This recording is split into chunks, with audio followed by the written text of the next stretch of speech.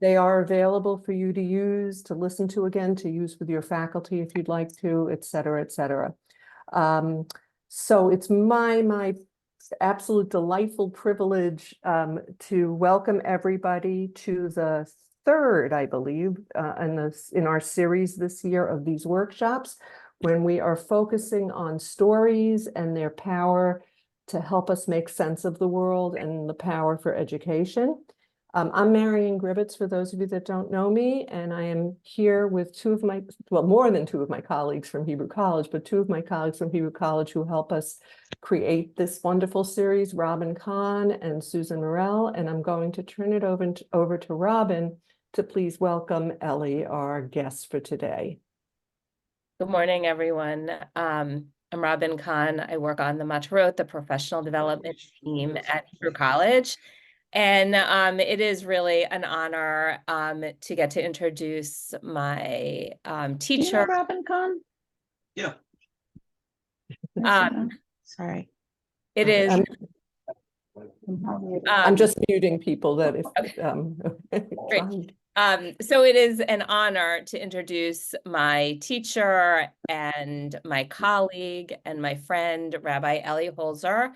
Elie has served on the MTEI faculty of the Mandel Teacher Educator Institute, where I do a little bit of work also. Since its inception in 1987, many of you are familiar with that program. He has also co-directed and taught in the Beit Midrash for Jewish educators in the Dalet program at Brandeis.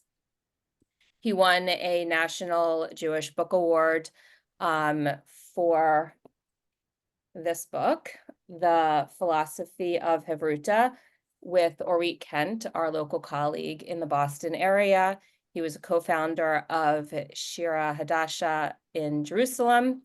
And my favorite, I didn't even know this about Elie until I read his bio. He's been labeled as a Davanologist for his efforts to create learning opportunities for individuals, religious growth in and through prayer and song.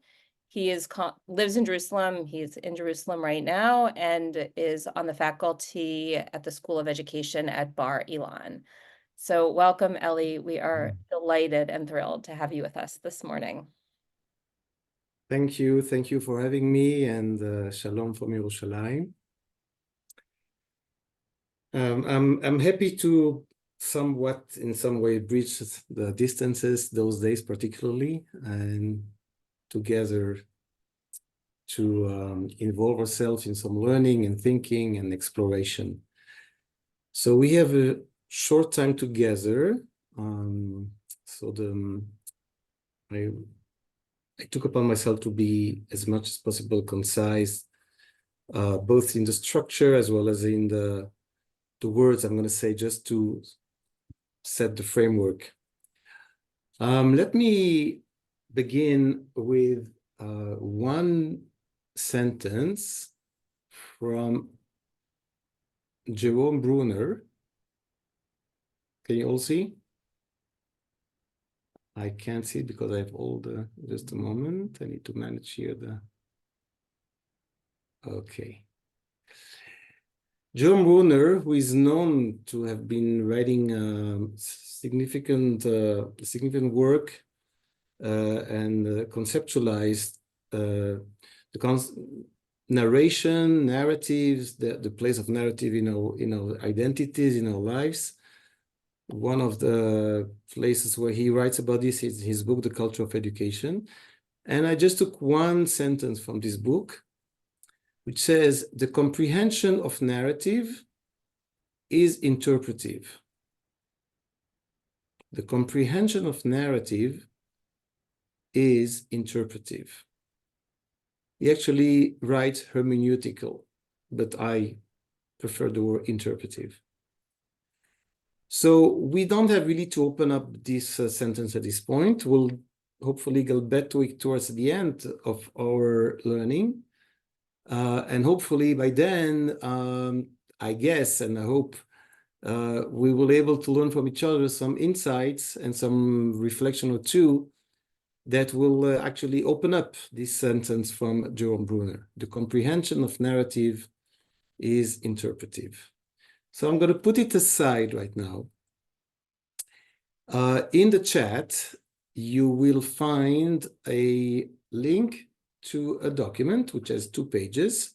This is the time to open the document.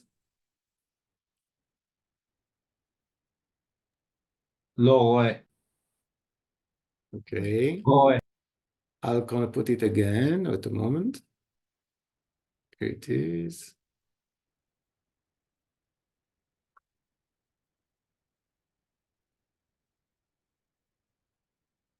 No, excuse me, that's tablets.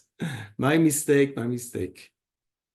Ellie, do you want me just to put the PDF in the chat and you can Here, go here. on? Here. Now it's coming. Okay. Okay. It says link to the source sheet. Just open this document on your screen so that you have it.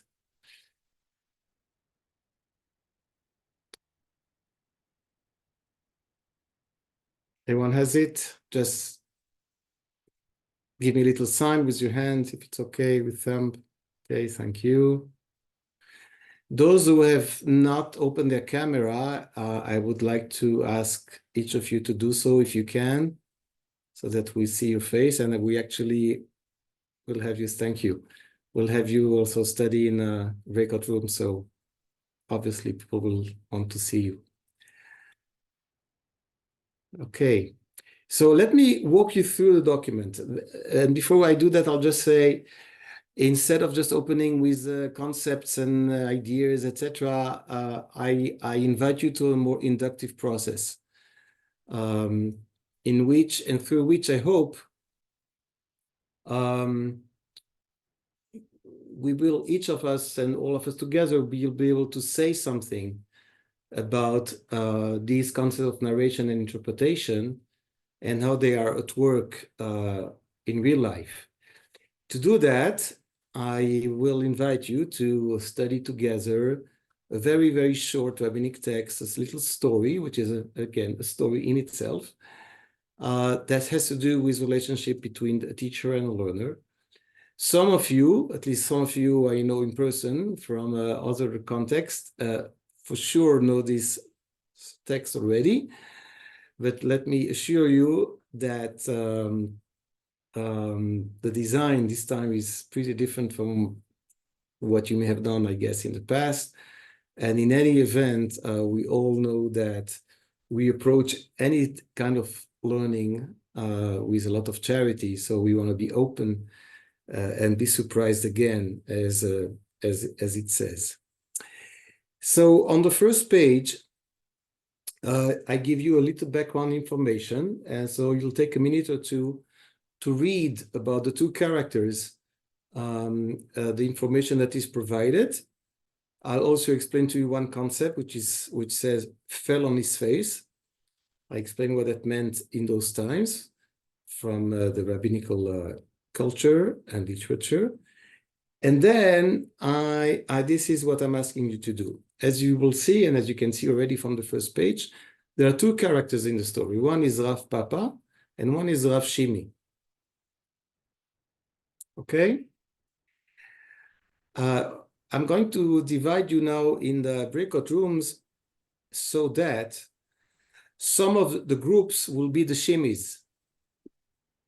And if you belong to the Shimis, here is your assignment. You can read it on the first page. Imagine that you are Rabbi Shimi. It is the day following this event, meaning the one of the story. You're meeting with a close friend or colleague of yours for a cup of coffee, and you're eager to narrate to her or to him what happened. In your Chavruta group, help each other articulate what the narration would sound like.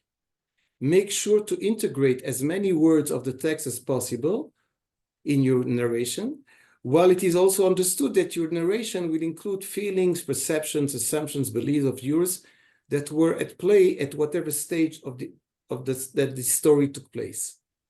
Conclude your narration with one sentence summarizing what you, Rabbi Shimi, have learned from this experience.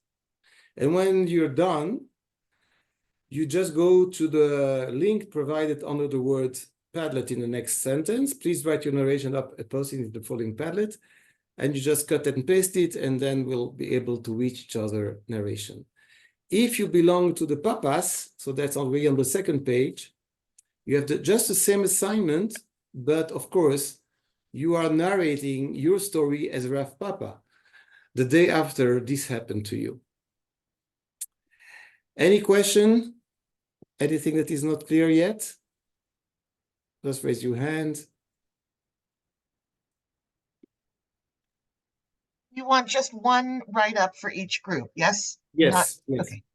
One write-up for each group, so just go with the flow. You do this together. You make sure somehow to insert in your narration also some of the elements and information that is given in the story, in the text, meaning, but of course you'll be adding, as I said, feelings, beliefs, assumptions, etc. But you want to tell that story from your experience, you, Rav Shimi, or you, Rav Papa. So I'll give you, yeah, any other question? So you just give the last instruction. I was going to say something about how we'll do the Shimmy and Papa rooms. So go ahead. Yeah, as about to say that. And as you can see, the text is provided on the second page. It has 4 lines, basically. And you also find the Aramaic text in the original text. Because we are short on time, please, particularly those of you who are lovers of languages and love to compare the original text with the translation, just avoid even looking at the original Aramaic text. We don't have the time for that. Please trust me. And there is, as you will see in line number 2, there are 2 possible translations. So I provided you the second possible translation. So you don't have to even worry about just work with the English, because if we don't do this, we won't be able to work into our time framework. So we will give you 20 minutes to do that. So be ready after the 20 minutes. We'll send you some notices, but by the end of the time, please have like your narration ready to be cut and paste, and then just go to the Padlet and put your name there, and then share with us your story. Okay. All right. So I am going to open the breakout rooms. So now, yeah, and I'm going to say where you're going to go. Yeah. So I mean, I assigned people. So there's 6 rooms. So I thought the people in the even numbered rooms could be either Shimmy or Papa, and the odd number. Does that make sense, Elie? No, Is that I'll how say, so yeah, Okay. What is the number of rooms that you have? 6. 6. Okay. And Robin and Marion, are you staying here or are you going to the rooms? Yeah, I kept us out, and Susan, I kept you out too, but you can bounce in someplace. Okay, so I'm gonna do this. Randall, I hope I can read the name correctly. So Michael, Wakey, and Mick, you are the Shimmies, and you go to room number 1. Ooh, Nancy, Wendy, and Amy, you are the Papas, and you're going to room number 2. Yafit, Allison, and Allison, you are the Shimmies, and you're going to room number 3. Dahlia, Phyllis, and Susie, you are the Papas, and you're going to room number 4.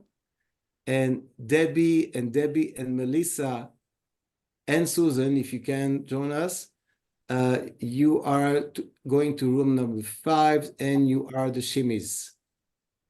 Okay?